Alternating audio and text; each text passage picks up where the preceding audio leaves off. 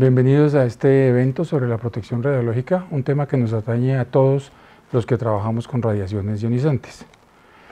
Para comenzar a hablar de la importancia de la protección radiológica en la población pediátrica, es preciso recordar los orígenes de la radiología.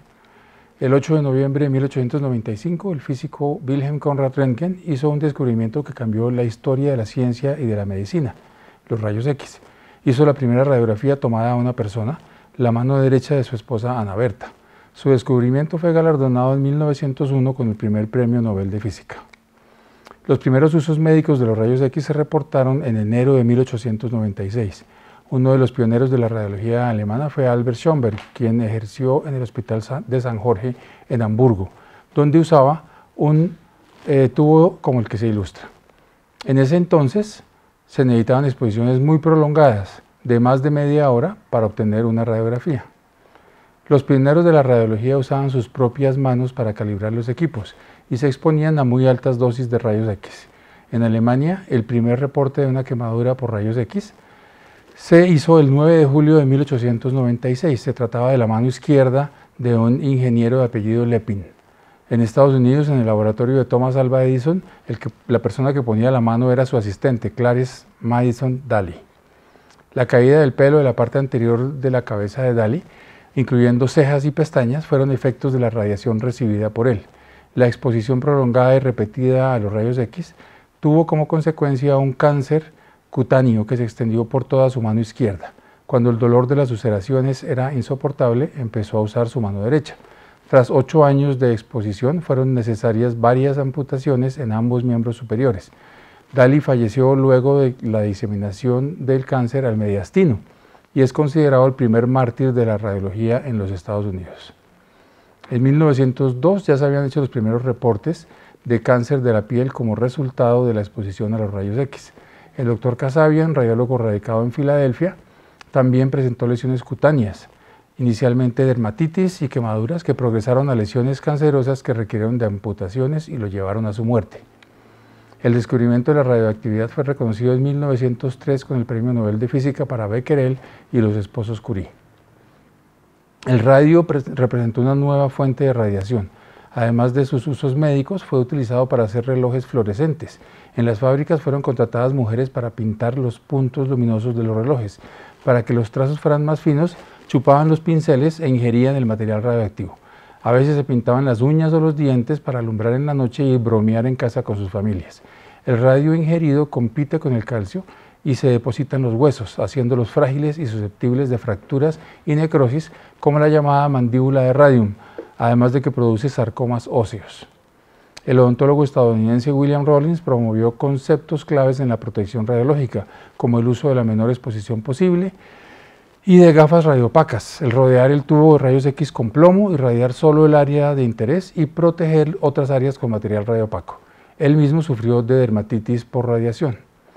Wolfram Fuchs, radicado en Chicago y responsable de uno de los primeros laboratorios de radiología en los Estados Unidos, quien también sufrió de lesiones por radiación, sugirió 3 conceptos: el uso de una exposición tan corta como sea posible, no ubicarse a menos de 30 centímetros del tubo de rayos X y proteger la piel con vaselina. Estos pioneros establecieron los conceptos básicos que se usan hoy en día en la protección radiológica: tiempo, distancia y el uso de barreras. Algunos ejemplos de las primeras barreras con chalecos, guantes y gafas plomadas que disminuían la exposición a la radiación. En 1936 se erigió en Hamburgo el monumento a los mártires de la radiología, precisamente en el Hospital de San Jorge, donde había trabajado Albert Schönberg. La aparición de productos de uso no médico basados en radio hizo que muchas personas fueran expuestas innecesariamente. Algunos ejemplos fueron los productos para la piel o para eliminar las canas, también productos para brillar muebles y para eliminar insectos. Los rayos X también se usaron con fines no médicos, como la eliminación del vello facial. La larga latencia entre la exposición y la aparición de cáncer, que podía ser de 20, 30 o más años, hizo que las personas afectadas no asociaran estos usos cosméticos con las lesiones cancerosas. El pelo deseado no volvía a crecer, pero muchos años después podría aparecer un cáncer facial como consecuencia de esa exposición. Los fluoroscopios de calzado fueron otra fuente importante de radiación. El ejemplo de la izquierda muestra los 3 puntos de observación que tenían estos equipos: el de la niña, el de la madre y el del vendedor. Se entregaba un certificado de esta prueba al cliente, quien quedaba convencido de haber recibido una demostración científica de que había adquirido los zapatos adecuados para sus pies o para los de su hijo. Se calcula que hubo unos 10.000 equipos de estos en Estados Unidos, que comenzaron a ser vetados hasta 1957 en el estado de Pensilvania, luego de décadas de radiación innecesaria, incluyendo a muchos niños. Los físicos y radiólogos comenzaron a manifestar su preocupación por la radiación desde muy temprano. En el primer Congreso Mundial de Radiología llevado a cabo en Londres en 1925, surgió la inquietud de crear un comité de protección, el cual fue instaurado en el segundo Congreso Mundial de Radiología en 1928 en Estocolmo. A manera de reconocimiento a la ciudad anfitriona, nombraron a Rolf Siebert, un joven físico sueco, para presidir ese comité. Estados Unidos preparó un comité asesor para asistir a ese congreso, pero no logró poner de acuerdo a sus dos sociedades científicas de radiología ni al representante de la Oficina de Estándares acerca de quién realmente representaba al país. Después de ese congreso se creó el Consejo Nacional de Protección Radiológica y Medidas. El Comité Internacional de Protección del Radio y los Rayos X se convirtió luego en la Comisión Internacional de Protección Radiológica, que presentó en 1934 la unidad de dosis Röntgen. La primera aproximación a las dosis seguras eran las dosis de tolerancia, basadas en la aparición de eritema. Se consideraba que las dosis que no causaban eritema eran seguras. Luego de la Segunda Guerra Mundial, con la era atómica, el público en general empezó a preocuparse por los efectos de la radiación, y los físicos no solo se enfrentaron a los rayos X y el radio, sino a varios isótopos radioactivos nuevos para la ciencia. De un problema médico, la radiación se convirtió en un problema de salud pública, pues apareció el potencial de que grandes segmentos de la población estuvieran expuestos a diferentes fuentes de radiación. Surgió el concepto de dosis máxima permisible. En 1946 comenzaron las primeras versiones del símbolo de radiación, un esquema de la actividad que emana de un átomo. En 1956, Siebert fue nombrado presidente de la Comisión de Protección Radiológica. En 1958, él también presidió el Comité Científico de las Naciones Unidas sobre los efectos de la radiación atómica. Rolf Siebert es considerado el padre de la protección radiológica. Falleció en 1966 por un tromboembolismo pulmonar luego de una cirugía de cáncer gástrico. La ICRP presentó en 1979 la unidad de dosis equivalente llamada Siebert en su honor. Además de las organizaciones mencionadas, hay un trabajo conjunto entre grupos como el Organismo Internacional de Energía Atómica, la Asociación Internacional de Protección Radiológica y la Federación de Radioprotección de América Latina y el Caribe, con la Organización Mundial de la Salud, la Organización Internacional de Trabajo y la Organización Internacional para la Estandarización ISO.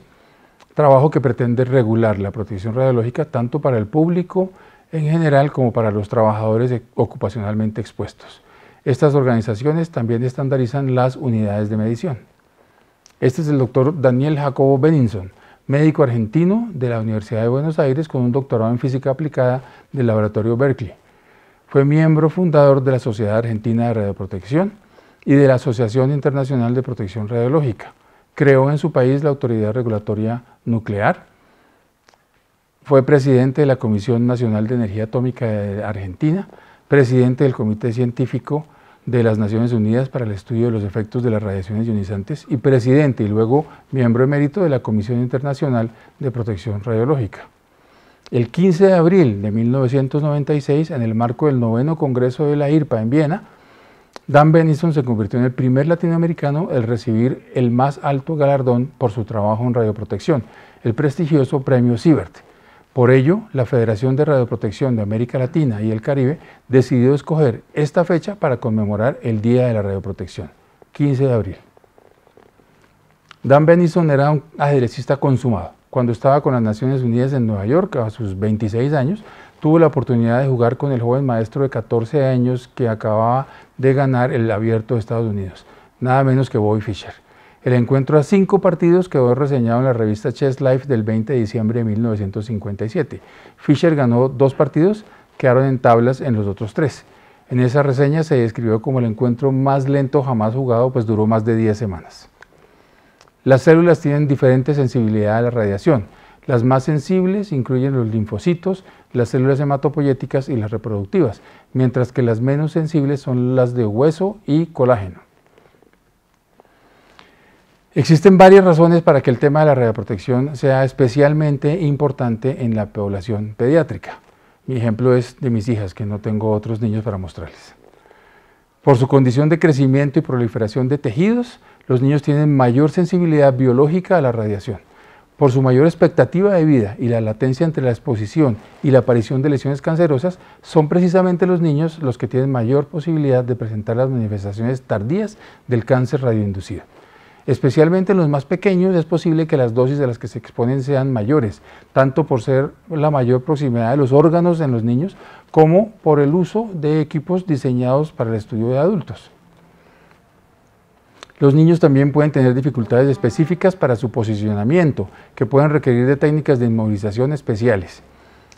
Deben existir programas de evaluación de calidad que incluyen la revisión de las políticas de protección gonadal y el uso de colimación adecuada, además de ajustes en las proyecciones y el uso de protocolos ajustados por edad, con uso de filtros, técnicas de modulación de dosis. La falta de colimación es un factor que puede controlarse fácilmente para disminuir la dosis de radiación a los pacientes pediátricos. Los protocolos deben ajustarse a la talla del paciente. En la imagen central, un estudio del tórax con un área de interés mayor de lo requerido y con una barrera plomada innecesaria.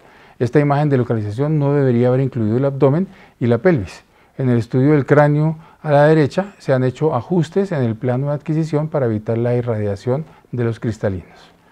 Cuando en los años 50 se promovió el uso de protección gonadal, no había muchas alternativas y los equipos producían dosis mucho más altas. Sin embargo, la ubicación de los protectores no asegura el cubrimiento de las glándulas o de las gónadas, y puede cubrir estructuras anatómicas de interés. Los equipos más modernos cuentan con sistemas automáticos de exposición. Una barrera plomada puede interferir con esos sistemas. El resultado es la posibilidad de tener que repetir una o más proyecciones con un aumento en la dosis para estos pacientes.